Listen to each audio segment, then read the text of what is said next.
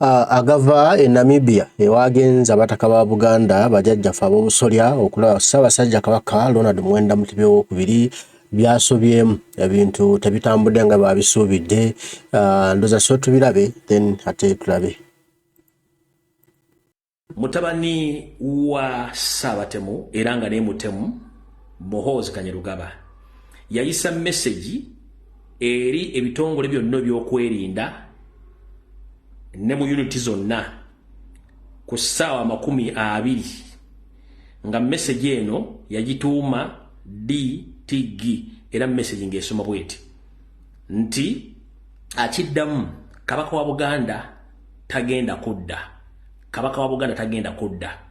Amagye gonna gateereddwa ku bwerinde ku namba yaabwe esookera ddala gye bayita class 1 enamba esembayo n'abagamba nti eno message esindikiddwa mu bitongole byonna ebyokwerinda babitadde ku muletendera ogw'ebyokwerinda ogusembayo gwe bayita class 1 era n'alagira red blocks oba emiziziko gye bateeka mu makubo okwaza ne bagiteeka okwetoola Buganda yonna era kati kyekiriwo olwaleero. Kansube nti abadde batambula mu Buganda emiziziko gino gyonna oba red blocks ezibereza amagye military muzirabo okwetoola eggwanga lyonna n'amagye agayiddwa mu Kampala mu bitundu byonna eby'enjawulo mu bitegeere bulungi nnyo. Nakano kankongereko. Mwenna bannakampala bali mu Kampala njagala mukimanye bulungi nnyo nti mubeere beegendereza nnyo. Abantu abamu bemukola nabo emirimu si bantu balamu. Bantu mubeera nabo naye nga ababenga ku machano regulo. So mbere nga mwegendereza. Ekyo nakyo nkimaliriza. Kati bwe tuvaawo ku nsonga eyo njagala tutandike video eno olwaleero nga tutandika ne ka video kano bambi mwana ne yankoledde ka demo kano kabadde kalungi nnyo video etandike mu bulambalamba. Amazima tumisinga Kabaka waffe yanga tuya tumisinga ebitenkanika.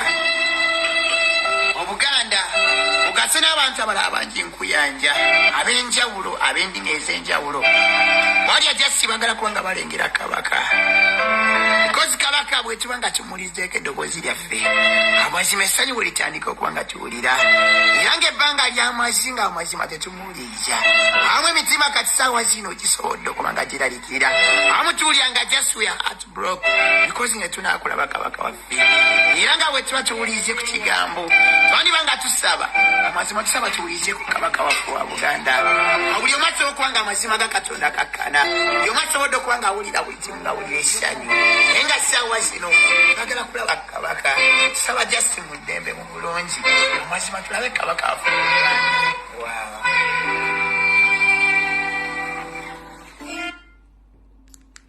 kale n'oluvannyuma lw'akatambi ako njagala tutandike video mu butongole bwayo.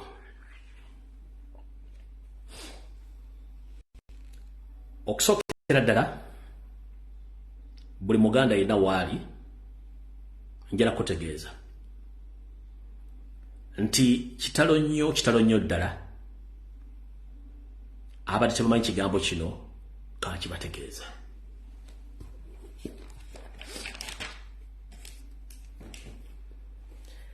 Abaganda abaafumanga engero zino oba enfumo baali basajja bagezi nnyo nti Sserwajja Okwota asinga nnyinimu entannama. Kituufu baali basajja bakenkufu nnyo abaafumanga engero zino. Ennaku z'omwezi 3 mwezi ogw'omusanvu mwaka 2024 akatambi mu butongole katambise. Mmwe mwenna abeewuunya ebigenda mu maaso ng'obujonjo essaawa zino mbasekeredde nga Namwandu bwe yasekerera omusika n'abafamili nga bamubuuza ebyapa n'endagaano by'amataka by'omugenzi kumbe yali yabiteeka dda mu kikondoolo era n'abasekerera ng'abatema akakule. Nammwe Abaganda mbasekeredde n'abatemi akakule abakiulisuudde ogwa Naggamba. Kandi baviire ku ntono. Munnange abasinga obungi mubadde temugoberera nsonga zino olw'ensonga nti social media mu Uganda ebadde tejjange z'emyaka mitono nnyo. Kubaddeko ze muyita radio eza shortwave, medium wave, ne kujja eza fama oba ze muyita FM. Muzino mwajjira radio gye bayita Central Broadcasting Service 88.8 sako ne 89.2 gye bayita nga Kyabasa fama. Radio eno yakolebwako abantu bangi nnyo. Ssaabasajja Kabaka n'atandikawo programu nyingi omwali ekitobero mwali mu sime biki byonna nga programu zijja zitonga kwali kubanga zinoonya ensimbi. Munnange kye mutamanya nti mu nteekateeka okuva mu 1996 nga Kabaka amaze okweyunga ku lutawo luno amulaba ye amaanyi ge yassaamu yali alwanirira ekyo abasibira mu bbwa okwali Obote ne Lutwa bye bali maze okujja ku Buganda ngaloza bigenda kudda neti yamanya nti bali bamusiiga bula yalwa. Okuva mu 1996 bajjenero b'amagye ab'ekimpatira mu biseera ebyo baatula mu gulu ne bateesa either bazzaawo Buganda batababuzaawo. Olw'okuba nti mu ndagaano ezaakolebwa okuleeta Ssaabasajja Kabaka okwetaba mu lutalo luno zaali zibawaliza okuzzaawo Obwakabaka baabuzaawo. Nene ekigendererwa ekyali ekikusike bajje n'abamu kye baali bawakanyiza nti Obwakabaka tebuzzibwawo. Museveni n'ayagala okutuukiriza ekisuubizo ekyo nga bumanyi nti mu kwefuula teriya mukwatira nsawo. Wattu munnange bajjeno bano bwe baali bagaanyi nga ne Lutandikano Kizza Besigye ekifefe yalimu omuli Sejjusa n'abalala abaali bagaanye Mukisha Muntu baali bonna baali bagaanye Obwakabaka okuddawo. Naye Museveni abagamba nti katubuzeewo nze nnene eddagala lyabo ate era nze njubbukolako. Wattu omusajja ono yali akitegeeza kyovula ati agamba ng'Abaganda we shall crash as we used to do it previously. Yali akitegeeza. Mwenna munanjulira abaludde nga mbadde muwuliza CBS nga mumanyi abakozi abali Emmengo abava ku radio abakola mu Bwakabaka abakola mu Lubiri abakola Luddawa abaali bamanyi Kabaka mikwano gye buli kimu munanjulira. Njagala wevira ku video eno nga inbox yange ejjudde ku video ya leero. Bwe bawana okuwangula olutalo mu 1996 Yoseri yafuba okulaba ng'abantu ab'enkizo Abaganda abayiwa omubiri ku lw'okuzza Obwakabaka bwa Buganda ebitundu 6 ku buli 100 tebaatuuka Kampala battibwa mu nsiko. Abaasigala ebitundu 4 byayingira Kampala, ebitundu 2 n'abitwala okuwamba amambuka tebyavaayo newasigala ebitundu 2. Ne Kabaka mwe yasigala ku ebitundu 2. Ku lunaku lwemu ng'amaze okuwamba n'okuteekinga position buli kimu era ebitundu byonna ebyali Obwakabaka omuli Bulange Emmengo omuli Olubiri n'ebitundu ebirala Makindye military barracks wonna Museveni yasooka kukozesa bintu Obwakabaka n'agenda ng'abikyusa mpola nti abizza. Mu process eyo yatandika okusimba empagi z'Abambega okubega Ssaabasajja Kabaka okuva mu 1986. Bwe twatuuka mu 1993 ku matikkira ge Naggalabi na activating nga kyetuyita ekigambo kye bayita activation oba activate mu lulimi olw'ekikesi mulina kyetuyita ba sleeper agents oba sleep cells waliwo kye bayita ba agent bayita ba sleeper cells nga ba agent babeera Bambega nenga tosobola mumanya nti mbega era abatali ku mulimu tasobola gukola era asobola okukola buli kintu kyonna ekya bulijjo wabula bamu activatinga nti ogenda ku mission ero n'asituka n'agenda. Kati Museveni yali yateeka dda kuva mu 1986 atadde ba sleeper cells agents oba sleeper agents ku Kabaka nga bamutambulirako all along. Bwe bamala omutikkira mu 93 n'aba-activating nga batandika okubega Ssaabasajja Kabaka. Wano mu 1994 atandika okuzza ebintu omwali n'Olubiri omuli ne Bulange Emmengo buli kimu byonna ng'atandisa obizza n'activating Abambega ne batandika okubega Ssaabasajja Kabaka okuva mu 1993 n'okutuuka olwaleero. Nina obulumi okubategeeza nti bukyanga Obuganda buddawo abantu bonna abaali beetoolodde Kabaka ebitundu 7 ku buli 100 bonna baali Bambega ba Museveni. Mu sisitimu ye gye yagamba nti yali nsobi omugenzi Milton Obote okulumba Olubiri lw'Emmengo n'alukuba era n'awangangusa Kabaka Muteesa yali nsobi. Ye kye yalina okukola nti yajja kukozesa Abaganda okusuula Obuganda n'okubuwamba. Kyekiri kye mbagambye nti okuva mu 1986 yatandika okubega Ssaabasajja Kabaka, wabula bambega n'abafuula active mu 1994 ne batandika okubega ebitundu 7 ku buli 100 abaali bakola mu masaza magombola ab'oku byalo aba radio presenters simanyi baani bonna n'abali balyanya Ssaabasajja Kabaka n'abalangira n'Ambejja bonna basinga obungi baali babega Ssaabasajja Kabaka. Essimu yange kweri wenvira ku live eno njagala reaction y'ebintu byenjogera.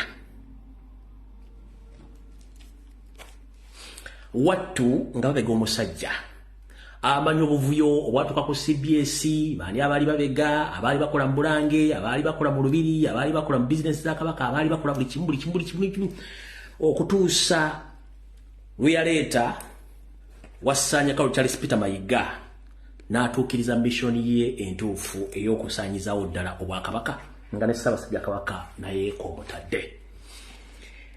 Essaawa zino woyagala okutegeera ebintu bino byonna tibituufu. Tuli mu kubanja Ssaabasajja Kabaka, tetuvuma muntu n'omu. Naye abakungu b'Emmengo batambula ku buli kizindaalo mu ggwanga naddala mu Buganda, ku nnyimbe, ku TV, nga bagamba abantu temwogera ku nsonga za Ssaabasajja Kabaka, muvvoola Obuganda, temubaako kye mukola, abali ku social media balalu.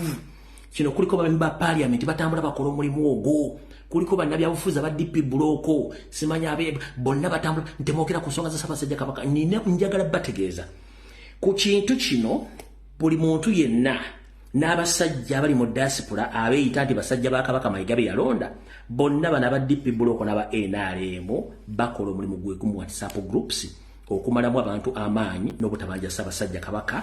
Era kyovula nti akatambi kali akafumbirire bwe kaavuddeyo aka AI, genda onoonye WhatsApp group zonna ezirimu abakungu ba Kabaka bonna n'abasajja ba Kabaka bonna mu diaspora basharinze ka video anti bwe mwazze ne mukakuba.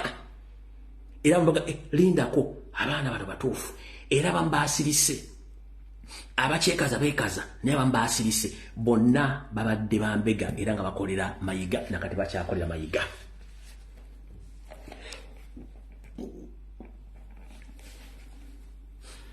Ayogera omwamagamaga kansoke mbaza nnyina akatambi ka Muzaata kano. Maye Muzaata basiima ogenze sekawumula mirembe. Ulira Muzaata ka video kano baagassa amaloboozi ga Muzaata ng'achallenginga Mayiga nga ne Mayiga ayogera ebigambo biwulira. Ekyamazima obufuzi bw'NRM businga obw'Obote n'obw'Amin.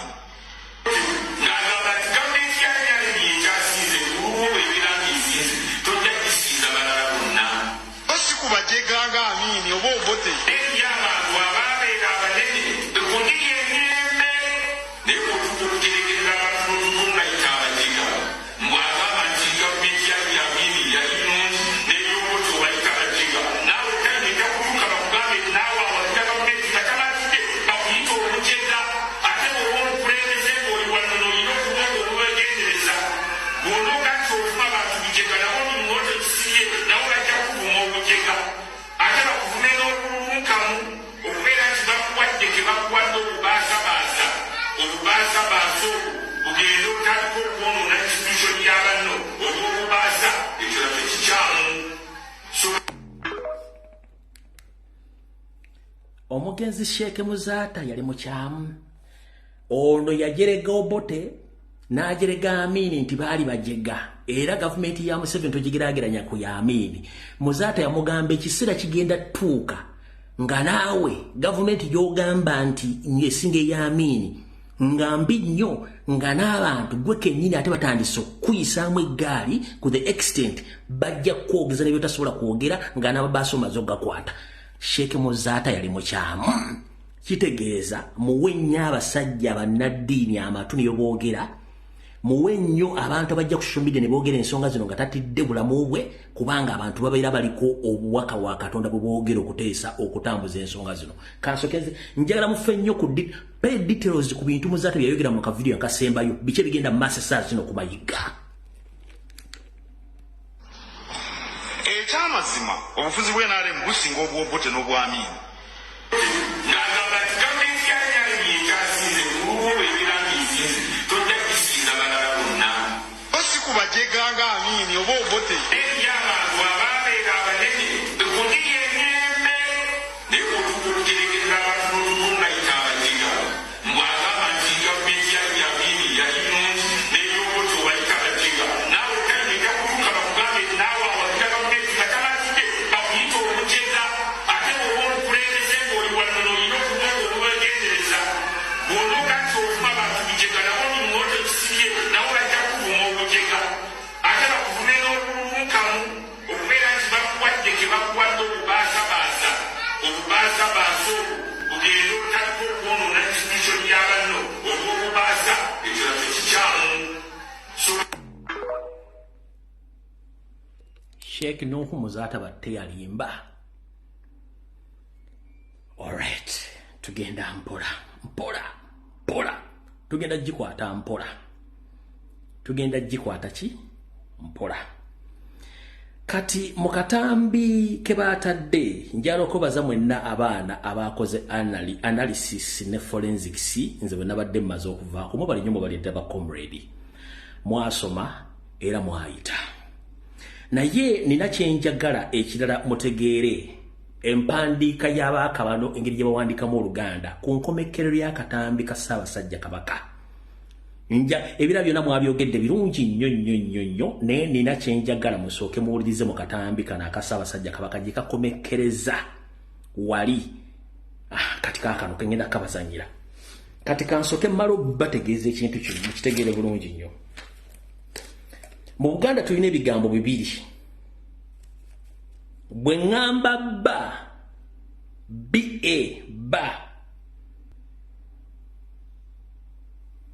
mba ndifaalinga ku kintu ky'omuntu oba ku bantu b'omuntu. Ennyukuta bba ne abba mba ndifaalinga nti ndifaalinga ku bantu b'omuntu oba ku kintu ky'omuntu abantu b'omuntu. Aba mba ndifaalinga. Bwe ngamba nti abange mba ndifaalinga ku bantu bange oba ekintu kyange. B-A-N-G-E abange bange B-N-G-E bange mba ntegeeza nze. Bwe ngamba mba ndifaalinga mba ntegeeza abantu b'omuntu oba ekintu ky'omuntu. Njagadde musooke mutegeere ekintu ekyo. Kati bwe mba njogera abantu bange kitegeeza banvunaanyizibwako. Bwe mba njogera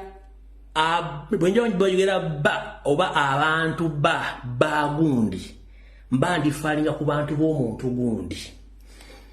Obubaka Mayiga bwe yawandiise n'obuteeka mu vidiyo ya AI okwogeza Ssaabasajja Kabaka.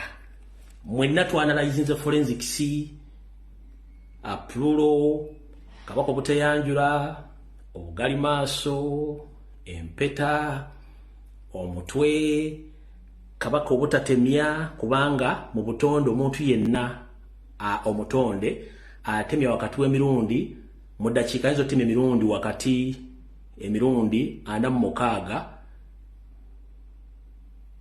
ku 6. Omuntu omulamu atemya emirundi 46 ku 6 omuntu omulamu ng'otemya. Ne mu video Ssaabasajja Kabaka ndozo okutemya simayo ade bamupozinze ekyo nakyo timwakyanalayinze. Omutwe guno nago mwaganalayizinze empeta. Kati mwena kye mutanalayizinze kye kiruwa. Ssaabasajja Kabaka bwe yabadde nga bamwogeza eyawandiisa obubaka nga bwe yawandiikidde alina kyerabidde. Buli nnyukuta mu Buganda ekyusa okutegeezebwa kw'ekintu oba kye tuyita meaning. Ssaabasajja Kabaka wabanga ayogera ebigambo tubuya bulungi nnyo era waba abyogera aba abitegeeza bulungi nnyo. omuntu Ssaabasajja ebiseera kasooke mbategeeza nti Mayiga bw'abanga ayanjula abantu abakulembeze ba Kabaka wayogerera nti abataka abakiise ab'amagombola abaami ba Kabaka nga balifaalingako nti bano baami baweereza Kabaka ng'akosa ennyukuta ba abaami ba Kabaka.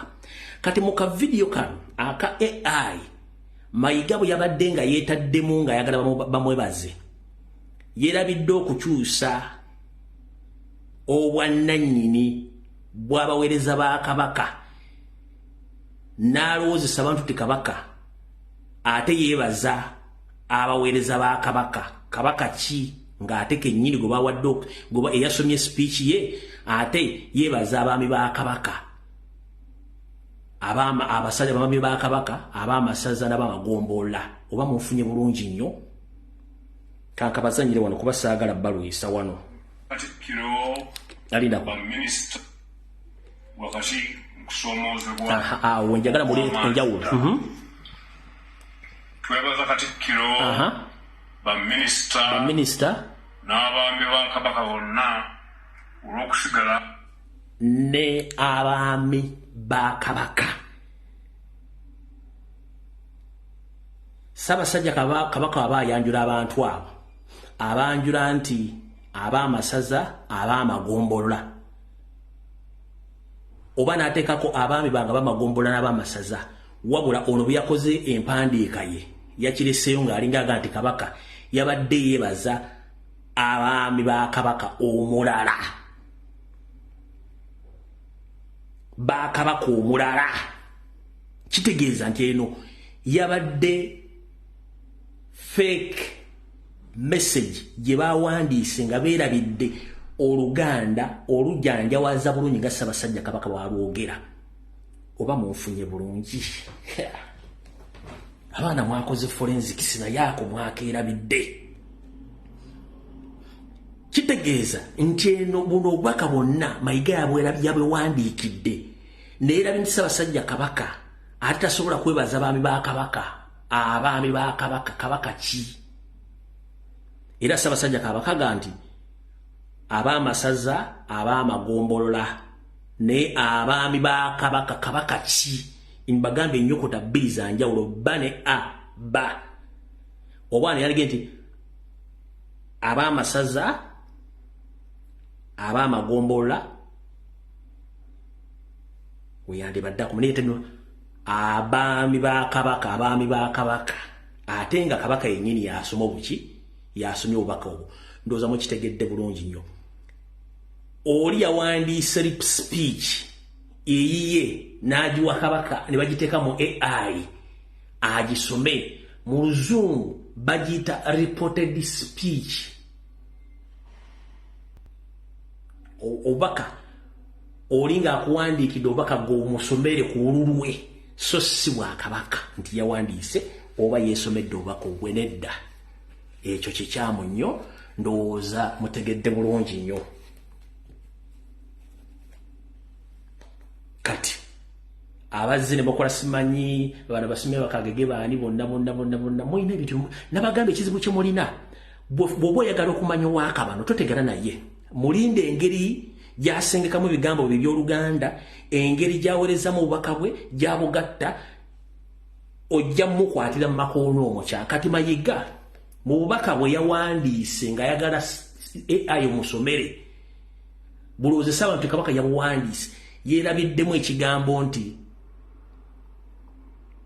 ennyukuta ba oba ba ne a ba mukitegedde bulungi nti abaami ba Kabaka Ssaabasajja Kabaka aba abanjula baga nti ab'amasaza ab'amagombola oba yandegambye nti abaami bange ab'amasaza n'ab'amagombola so si ba Kabaka.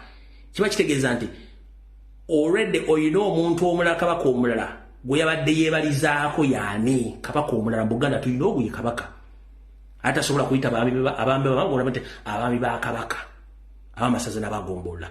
Mukitegedde bulungi. It was a reported speech ye gye yawadde nga ye abadde alina okusobola kuba Mayiga bayanjula abakulembeze abamuyamba okufugako waateekeramu nti abaami ba Kabaka kubanga baami baani ba Kabaka era asoma abalangira n'abambejja basavale bannava abajijja bakulu bebika abakiise mu lukiiko lw'Emmengo abamasaza abamagombola nabaga nti abaami ba Kabaka ye Mayiga walina okyadressing ate abaami ba Kabaka kubanga baweereza Kabaka naye ono mu reported speech gye yawandiise mu forensics gwe mutaasobodde kutegeera nti ate Kabaka yeebalizzaako Kabaka omulala abaami ba abamasaza okitegedde bulungi so obuwandiike bwonna bwabadde bwa Mayiga kuba Kabaka tasobola kukola nsobi mudde mulabe video zonna zabadde akola mu biwandiiko byadde yeesomedde tate takola nsobi mu Luganda eyo bwebaka bwe nabadde njagala obategeeza mu forensic center.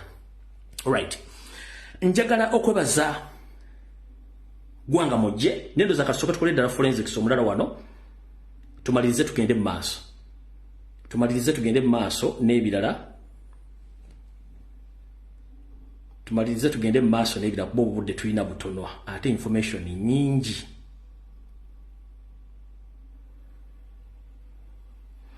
Kati yene yabadde awakana nti software yono taliyo era takozesebwa werimba abaana babajjidde mu video bungi nnyo mwe bulina kano kenjala bazanyirako ak'omusambi w'omupiira Ronaldo dakiika seconds sindowoozeemu mutegere nti basobola okwogeza omuntu olulimi lwonna lwe baagala kaako abantu baffe mwenna nze Ssaabasajja Kabaka nga nsinziira wano bwe twajja okuwummulako n'okujjanjabibwa nga tugendera ku magezi g'abasawo nga bwe gaatuweebwa. Kenjagadde obbalaga so omuntu asobola okukwata ekifaananyi ky'omuntu n'akyogeza ebigambo byagala kyogere ne kikola bulungi nnyo nza mutegedde saagala muntu adde mubabuuza musimetu amutadde mu software bwati nodda ekintu kyonna twakimaze bulungi kyetwetaaga kiri ekintu eki twetaaga Ssaabasajja Kabaka nga mulamu akomewo mu nsi ye ey'obwabwobwe tetwetaaga bintu byonna nkiddamu tetulwana na TV tetulwana na radio tetulwana na minisita wa Kabaka tetulwana na TV presenter tetulwana na bloga yenna twetaaga ekigambo eki Ssaabasajja Kabaka ng'akomyewo mu Buganda ebisigadde tetwetaaga kumanya kubanga tetuli wano kusinga twagala bulamu bwa Ssaabasajja Kabaka awo tuvuddewo. Kati njagala muwulirize akatambi kano NTV yakagasse naye abataka bonna abagenze kansoke mmala okubawa ekyambi tubadde tujja tugulubana n'abataka bano ne bagenda Museveni n'abawa ssente ne bagula ettaka ne bagenda Nabbosa n'abatwalayo ne basaba ogenda okulaba Kabaka kyokka eno mu Bulange Mayiga abataka bagaana ogenda okulaba Kabaka abasajja ba Kabaka bagaana ogenda okulaba Kabaka emivuyo mingi nnyo.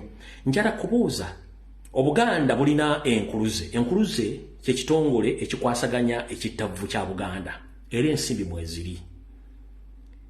Kansoke nkubuuze golooza lwaki Buganda si yakutte ensimbi oba yakutte mu ndyanga nejjamu obuuma n'ebuwa abataka bagende lwaki bagenze waayo seeri nga nababulyawo dde wano nti abataka bano bagenda bawe ebyokwogera era bakome batubuulire biki baagala tuwulire. Ndowooza kati okitegedde yose tasobola kukuwa ssente oveeyo ogende ate okomewo oyogere ffe bazzukulu ba Buganda bye twagala okuli bikwata ku Ssaabasajja Kabaka kiba kizibu nnyo.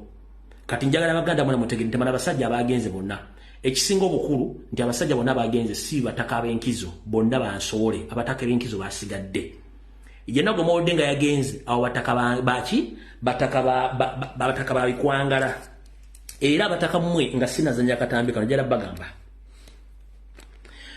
mugenze ne mujja kwezza bwe muligaana muli kimwayo nkiddamu mugenze ku biragiro bya Museveni ne mujja kwezza wabule muligaana muli kimwayo olwo Luganda lutuufu nnyo bataka mmwe mugenze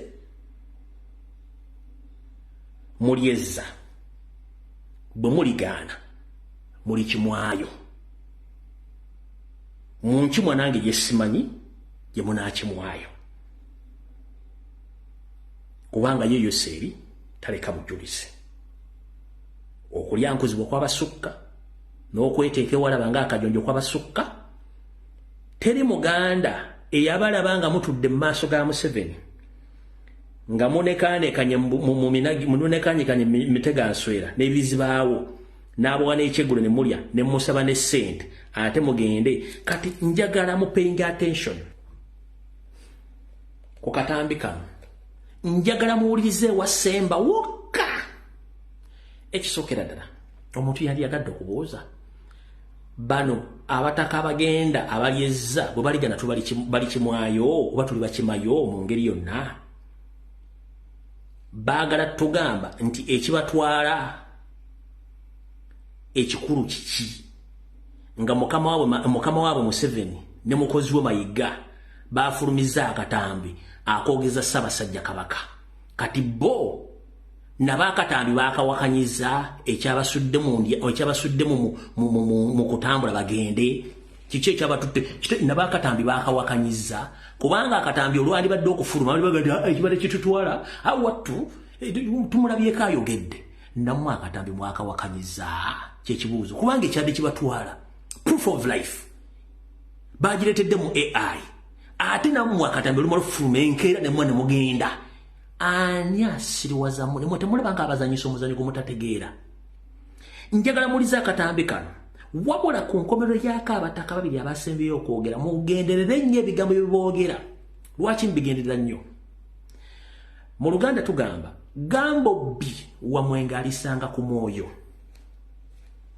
gambo bbi wamwenga alisanga ku mwoyo ekivunulwa nti omuntu yenna bw'ayogera ekigambo kiba kimuli ku mutima ne ku mwoyo wabula bw'anywamu omwenge gumujjako ensonyi okwogera ekigambo ekyo gwe nolowooza nti yatamidde ayogerabo no omutamiivu tabaaga maguja agenda okwogera ekigambo ng'akimanyi kati njalanza nnyo akatambi kano akaabataka bano nga bali bagenda ogenda njagala mubeere specific ku bigambo ebyasembye bataka nga boogera babiri wuliriza bulungi nnyo envuuvuuma ezibanja okumanya embeera Kabaka mwali zibadde zaava dda ku mutimbagano ne ziyingira ne munda mu Mmengo muzimu ku nkiiko ezizze zituula ku Bulange abakiise babadde nga basakatikiro ku nninga okubannyonnyola ebigenda mu maaso n'okukkiriza abo abeesobola okutindigga olugendo bagende balabe ku Mutanda emmeeme ziryoke zibakke kati ffe abeesobola tetuyinza genda kumulabako tulina ebibuuzo bingi ng'abakiise gye batubuuza kakati singa ngamba obuganda nti mugende mu mulabe profesa olozantu bameka banaagenda ennyonyi tizibulwe n'ebifo katuleke naye Kabaka bamulaba akawungeezi kajjo waliwo akatambi akafulumye nga kalaga nti Kabaka yabadde alina okwogera kwawa nga kukwata ku bulamu bwe era n'asuubiza okudda okwabo bwe mu bbanga eritali lyewala tubadde tumaze akabanga nga tetubawulizaako nga tugoberera ebiragiro by'abasawo ebyatujja ku mirimu egisinga obungi embeera y'obulamu bwaffe egenda etereera ng'akatambi kano kasaasaanira emitimbagano bajjajja abataka b'obusolya nga be bakulira ebikamu bwa Kabaka bwa Buganda nabo babadde batuuka ku kisaawe ky'ennyonyi Entebbe bano nga beeronzeemu abatonotono baatubuulidde nti keekadde bagende Namibia balabe ebiriyo okusinga okubeera mu byampulira byogere ng'engalabi ya Nyanzi kiba kyabulyaza amaanyi okubeera ng'abakozi b'obwakabaka bwa Buganda be babulira obwakabaka bwa Buganda embeera Ssaabasajja gy'alimu ekyo ne kisalawo ng'abataka kyabuvunaanyizibwa abataka okugenda e Namibia balabe Kabaka waabwe bwafaanana era ttiimu eno ekulembedde omutaka Kyaddondo omutaka Roomwa omutaka Kasujja omutaka Maweesano etambula ekiro kyaleero twasooka kumanya nti ali mitala w'amayanja olida wano wenjagala muteeke amaaso n'obwongo wano wetugenda mu katambi kano njala muwulirize ebigambo ebisembayo mu bataka bana babiri njala muteekewo nnyo obwongo ono asooka agamba nga bwe batamanya nti kabaka ali mitala w'amayanja era tamanyi nti Namibia ali mitala w'amayanja n'omulala agenda okwogera tetumanyi watu namusangayo nga mufu oba nga mulamu naye nga akatambi kadde kafulumye jjo wenjagala muteeke nnyo essira omanyi nabagamba mupenge attention to details aboogera bano jjukira bano ba state agents abaagenze bonna bantu b'amayika ne Ssebugwawo ne Museveni njagala owulirize nnyo wano ewasemba wano wenjagala wano linda katononya wano teeka buli mu recording akantu kano wenjagala muteeke ensonga enkulu wano wulira omutaka Roomwa omutaka Kasujja omutaka Maweesano etambula ekiro kyaleero twasooka kumanya nti ali mitala w'amayanja tamanyi oba ne Namibia mitala w'amayanja olw'okusomoozebwa okunene ku tubina olwaleero toyinza kubuusabuusa ani ateekwa okusomoozebwa asookerwako ye mutaka kubanga abazzukulu babadde banga batubuuza Ssaabasajja ali ku ki kusaba busabi omukama atubeere Ssaabasajja Kabaka abenga akyali mulamu oba nga mukama akyamuwadde obulamu yadde nga tukimanyi bulungi nti mugonvu. Namibia basuubira okumalayo ennaku 5 nga batubuulidde nti osanga kabaka okubakubako ebirozo bw'aba muyiki n'amuyamba okuddamu endasi. Mukama yatuwa amaanyi bwe tulira na Ssaabasajja tumala okukola kyonna ekyetaagisa okulanga abeera obulungi. Tukakasa bazzukulu baffe nti tuli bagumu era tetuyinza kuva ku nnono y'abakadde baffe abajjajjaffe abakitaffe gye baayitamu okukumaakuma Obuganda n'okukuuma ennono ya Buganda. Tubabuuzizza obanga ensonga zino Mmengo ezimanyiiko. Abakulu b'ebika ffe tuzaala abaami kitegeeza mu Bwakabaka tuli bankizo tewali wantu wonna wasobola kutulema kutuuka ku nsonga ezikwata ku Bwakabaka bwa Buganda. Basabye abazzukulu okuba abakkakkamu ng'asula ku ttaka kubanga bo baakudda n'amazima agataliiko nfuufu. Information abantu gye bafuna balinganga babuusabuusa bwe bagamba kino boogera kino baagala abataka bennyini bwe information yeeyo. Buli tubakakasa nti tetujja kuva Namibia nga tetulabye Ssaabasajja Kabaka okuggyako nga si gyali. Amawulire abataka ge basuubirwa okuva nage Namibia buli omu alinza okulaba oba geega n'amala eggobe mu kibya oba nga banaaba boonoonye budde nga bawunye mu mugenekero.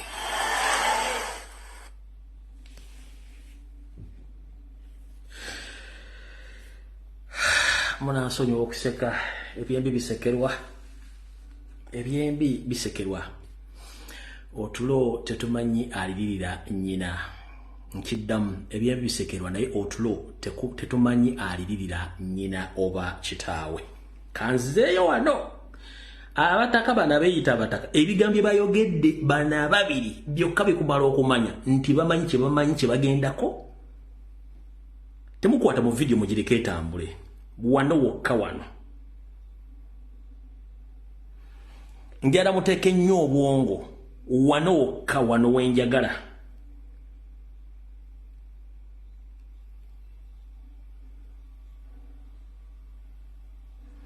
Wano wenjagala basigadde njagala muteeke obwongo ku baana babiri bana basoose wano. Muli kodinga akantu ako baana bataka bana babiri.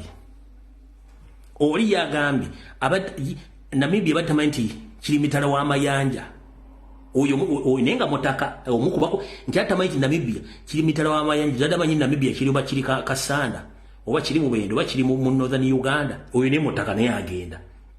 Omutaka w'okubiri n'agamba tamanyi Bakabaka yafa oba gyali ne baseba musangeyo nga njagala mupayinga attention ku bintu bino bano nno bataka abaga nti bagenda wulira bulungi nnyo njagala tuzanya akantu kano mu kategere wulira.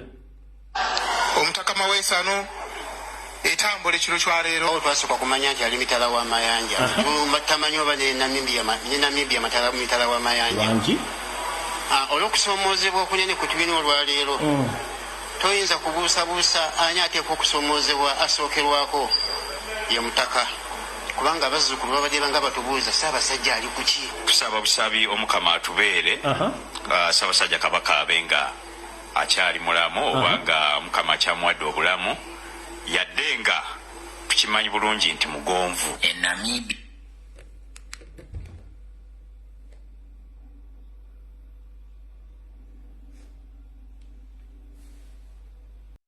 biba bataka Museveni byawadde obuuma bagende Namibia.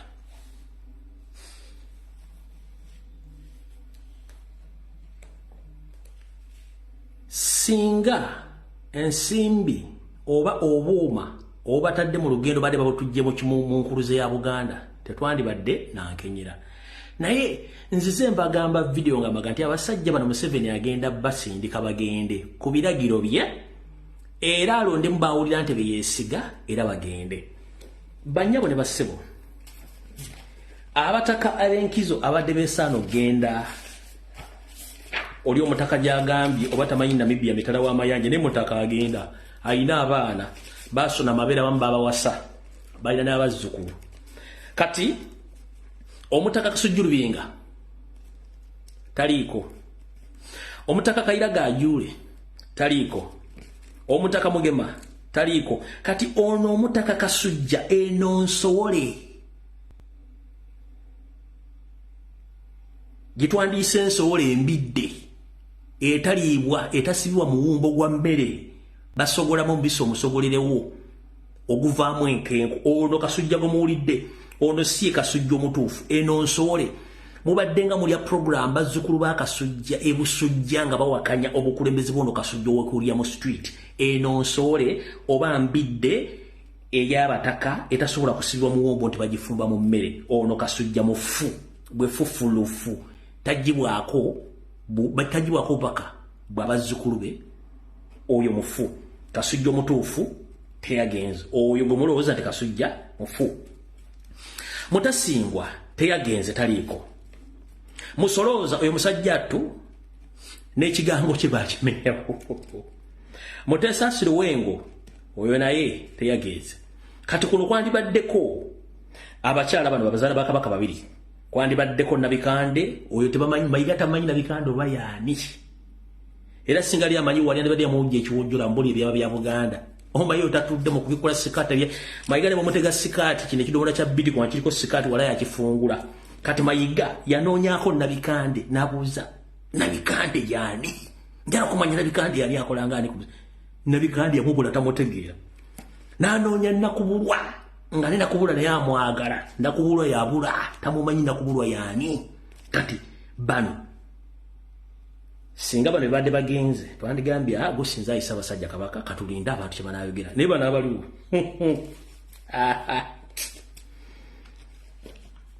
Tudde waawo tetwagala kwerumya ndoza mutegedde bulungi nnyo. Kati awo mutegeddewo bulungi nnyo naye nina essanyu okubategeeza nti basajja ba Kabaka okwetola ensi yonna n'abazaana ba Kabaka bakoze omulimu ogw'ettendo okuba nti obubaka babunyiza wonna okwetola ensi n'okutegeeza ensi nti Ssaabasajja Kabaka Buganda yawambibwa. Njala okwebaza abasajja ba Kabaka abagwanga mujje okuba nti mukoze omulimu ogw'ettendo. Njala otegeeza Abaganda mwenna nti gavumenti ya Bungereza olunaku lwa leero eweereddwa ebbaluwa mu butongole egiraga nti Ssaabasajja Kabaka yawambibwa nga abagibawadde era nabo bagirisiivinze ye gwanga mujje Katonga ajjula. Ebbaluwa eno eweereddwayo olwaliro era n'erisiivingibwa ambasada wa Bungereza mu ggwanga ya Uganda. Ebbaluwa eno etuuse olwaliro yiyo ne stamp yiyo eraga nti erisiivingiddwa ennaku z'omwezi 3. The British High Commissioner to Uganda eweereddwayo era bagifunye. Ebira sigenda bibasomera kambasomera ko wana akatono nnyo musoka mutegeera abaana ba mu gwanga mujje Katonga ajjira gye bawaddeyo. Gwanga mujje endagiro mugimanyi reference number y'ebbaluwa eno eri 000/10/2024 MSM reference ennaku z'omwezi 3 ogw'omwaka 2024 to the British Prime Minister of the United Kingdom, Right Honourable Rishi Sunak, 10 Down Street, government.uk, through the Ambassador of the United Kingdom, Uganda, His Excellency Kate Aria, P.O. Box 7070, Kamocha, Kampala, Uganda. Restate of life of the King of Uganda, His Majesty Ronald Muwenda Mutebi II, and his whereabouts. Gwanga Muje Katonga Jura is one of the oldest pressure groups formed in Buganda, Kampala, Uganda, East Africa. It was started to pressurize Baganda leaders over the promotion, protection, and to preserve the values of norms, cultures, traditions of the Ganda tribe in Buganda Kingdom, Uganda, East Africa. On the 8th of 1962, your government handed over the instruments of power to the government of Buganda. That is the day we got our independence from your government. Then afterwards, the next day, on the 19th of September 1962, you did also hand over the same instruments of the government of Uganda as well. This implies that we got two governments in one under federal framework of Uganda as former protectorate. The same was done in Tanzania with the federal state of Zanzibar. Ekyo kimu ku kitundu ekyebbalwa kitegeeza nti government ya Bungereza emaze okusaavingibwa ezenamebya bazisaavinga kati ku lw'omukaaga nkuzo mwezi mukaaga bagenda ku British High Commission, bagenda ku lubiri lwa Charles kwekalakasa baloya bawandiise abantu bawandiise ekintu kino mujja Museveni. How are you? Kansubira nti woli gakubugumye bw'oba oyagala okugamanya kubira Jose Chameleone ajja kukubuulira. Wetaba mukutta Ssekabaka Daudi Muteesa nga tewali twali mu analog nga tetuli mu digital, katuli mu analog, tuli mu digital, whereby information is passed through social media and is shared across the world where Ugandans are best. Twekozesa obwongo bwaffe ng'abantu abasobola okuanalyzinga ensonga zino, okutegeeza ensonga zonna.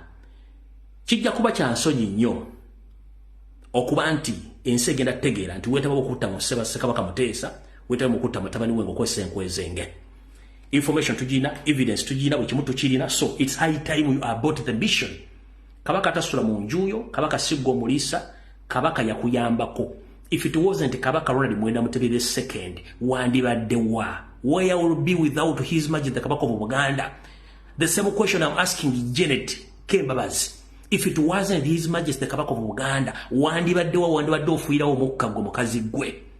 Kati wali emmere kudda mbigere we nozimba gatadde ezimu zimututte ettaka lya Buganda singa yali Mutebi singa bali Baganda, mwandibadde wa? Omusajja gumutta talina muzibu, Abaganda batta tebalina buzibu, mubajjeko buli kimu tebalina buzibu, mbawangusa tebalina buzibu. What happened to you? You think you are going to harvest this world? No. Obote was there, Amini was there, Ruto was there, Muwanga was there, everyone was there. What happened to them? The same thing which is going to happen to you very soon. But I'm here to inform you. Whatever you are doing against the indigenous Ugandans, it will be used against you in the same form or the same occurrence you are paying. And we shall use the same powers of instruments you have right now. And those powers are going to be implemented and applied to you as well. Because it will take time to change whatever you've left behind. We shall use the exact laws to treat you the way I've been tweaking by Ugandans, mostly the Baganda, the Banyoro, the Batoro, the Banyankore. The indigenous Banyankore, they have suffered more than we Baganda.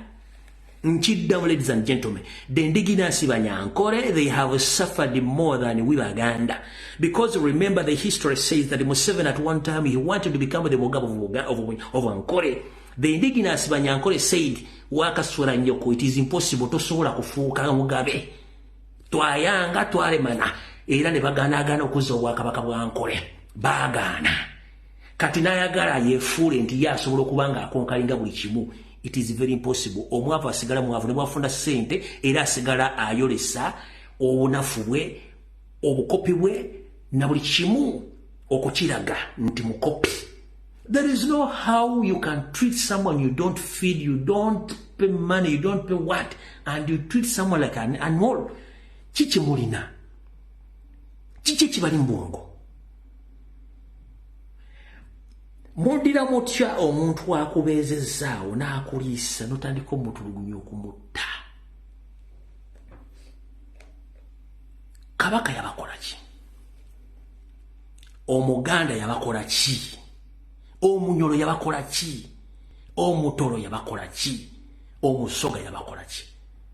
Moreover, what did the northern Ugandan people did to Museveni's regime? After the war of 1986, you waged the war against the northerners by creating your own personal rebel groups known as Joseph Kony. The northerners, they were killed, they were slaughtered without a reason. Why?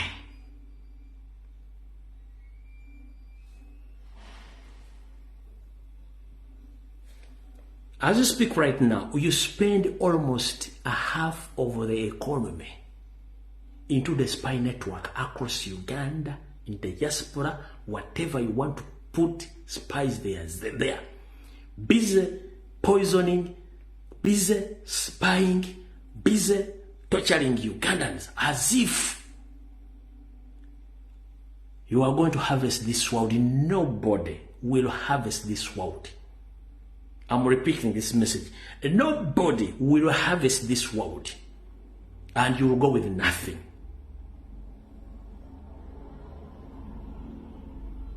Baganda, we are not interested in your power. What we are interested in is our culture, our king, because we can work, we feed ourselves, we educate our kids, they suffer and looking for jobs. For us, we don't complain. So if you think that with Baganda, if we are interested in your seat, no. We are not, because we are comfortable where we are. But for you, when you are sleeping with your wife, you be there thinking the Baganda, they are going to take over power. No, we are not interested in power. Because we've been there in Uganda since 900. We've been taking care of ourselves.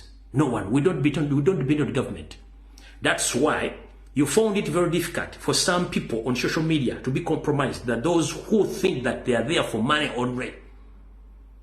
And this time around, we care about our nation, because my generation is spoiled. My father's generation was spoiled.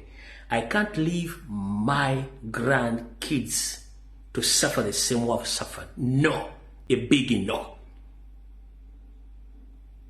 Ekyo kikyamu. Muleke Ssaabasajja Kabaka, muleke buli kimu kitambule nga bakirina okutambula. Essaawa zirimu muyina emmundu. Mu ddakiika mpawe kaage emmundu esobola okudda mu mikono gy'abantu. By the way, the mentality of thinking that you will rule people on gunpoint, that is the old-fashioned system of ruling human beings. Ever human beings, we sit down, we discuss our differences, and we settle our differences. But the more you keep on killing people, the more you get pressure, because on daily basis, people produce kids. And you can't compete with God. You kill 100 today, at night or during the day, they deliver almost 1,000. So will you keep on killing until when? The only solution is to sit down and we settle our difference. And we don't have big differences, because the Constitution is well situated and written that power belongs to people, and that people are the ones to decide who's going to lead them. Not a power of gun, not a power of gun. No. Gun is the old fashion of rulers, not leaders.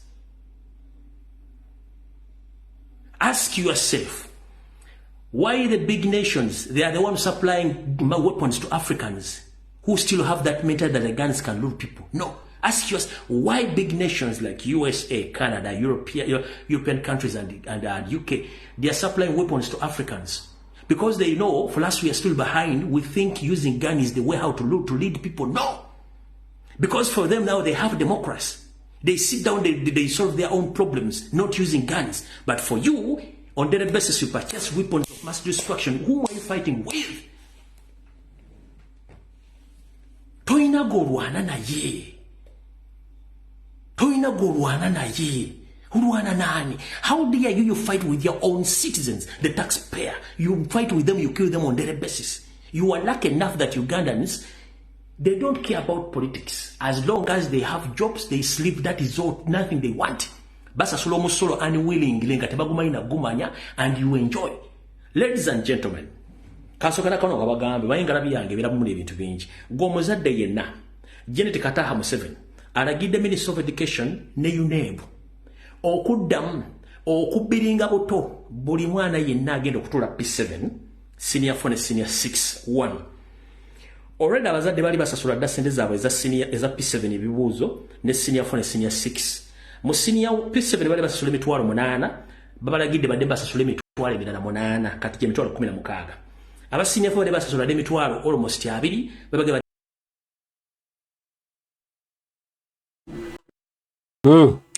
bwe bityo bwe biri nga bw'owulira eby'abataka ebya Ssaabasajja Kabaka wa Buganda Ronald Muwenda Mutebi II yagenze e Namibia. Bagenze omukyalira alina obalayika bayetaaga kukyalirwa nga baabuze oba nga tebafunye obuzibu obusinga ye. Nebyo byonna tubirinde tulabe kigenda bakigenda mu maaso kyekituufu ddala ekiriwo. Ffe twetegereze ensonga zino naye nga si byangu wala tunga okusabira Kabaka waffe. Ebigambo bizibu bya mpuna naye nga ggwe nange ffe tulina okuteekawo essaala, tulina okuteekawo embeera etaasa Kabaka tonna kyaliko abasajja ne bakivaako naye nga agali okalaga nti baagala kumutta bakomyawo njole bagaako n'otalusuuka taluwona balina okumujjambula mu bw'ensi naye nga weebuuza nti kikyabakoze baagala kulya kawunga nga tali akuba ku mukono. Si byangu. Mbaagala nnyo mwenna abaliko mwe bali kubaako Mukama Lugonda Mugiga Kitaffe Saabanku Yomire tujja kuba tuddamu banange mwerawo.